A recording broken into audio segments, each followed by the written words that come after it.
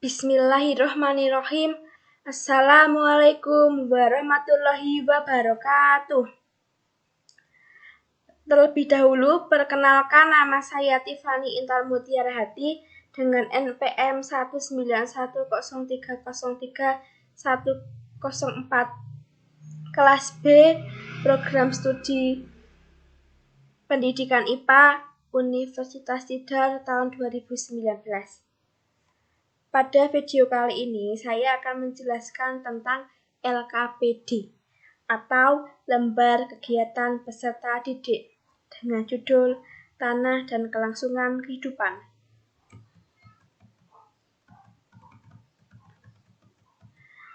Pada LKPD ini terdapat kompetensi inti yang terdiri dari 2 subbab.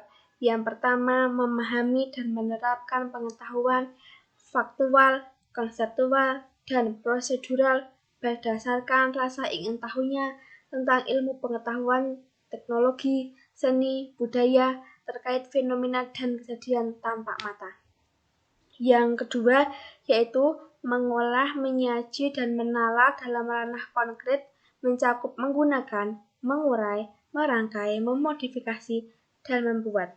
Dan ranah abstrak berupa menulis, membaca, menghitung, menggambar, dan mengarang, sesuai dengan yang telah dipelajari di sekolah dan sumber lain yang sama dalam sudut pandang atau teori.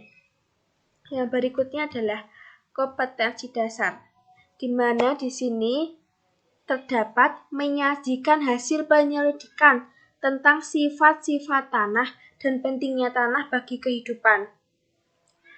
Berikutnya, ada indikator pembelajaran yang mencakup 3 subbab. Yang pertama, 4.91 berupa melakukan percobaan penyelidikan tentang sifat-sifat tanah dan peranan tanah bagi kehidupan.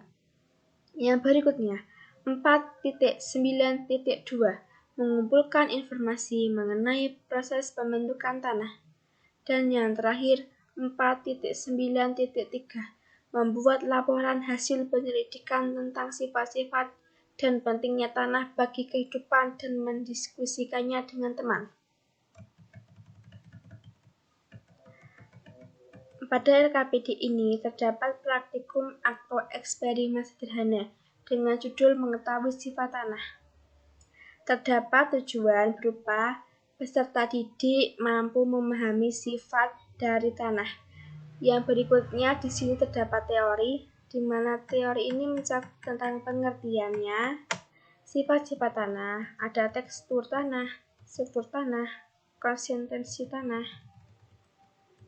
Yang berikutnya, poin yang ketiga yaitu aktivitas, yaitu dalam satu kelas dibagi menjadi 8 kelompok yang terdiri dari 4 sampai 5 anggota per kelompok dipilih secara random.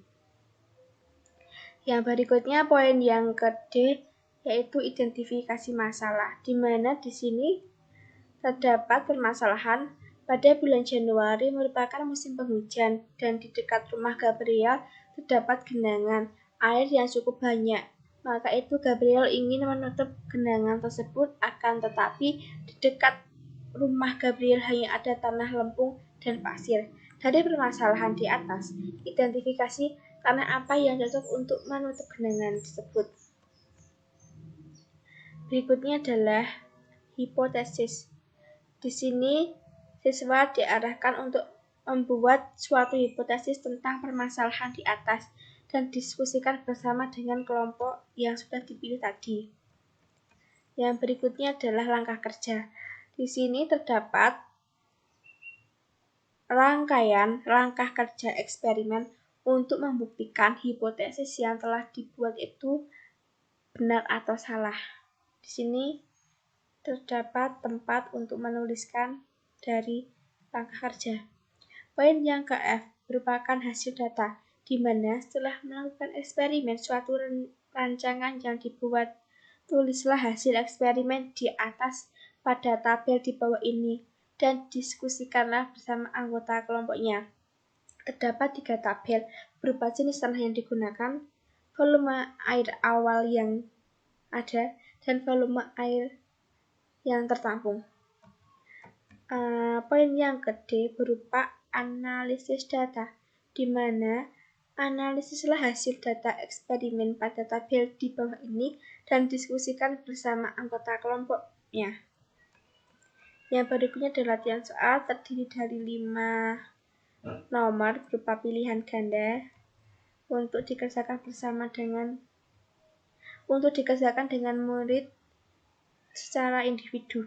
Yang berikutnya kesimpulan, di mana di sini menyusun kesimpulan dari kegiatan eksperimen dilakukan bersama dengan kelompoknya. Berikutnya evaluasi, terdiri dari 2 soal. Demikian yang dapat saya sampaikan. Kurang lebihnya saya mohon maaf. Saya akhiri. Assalamualaikum warahmatullahi wabarakatuh.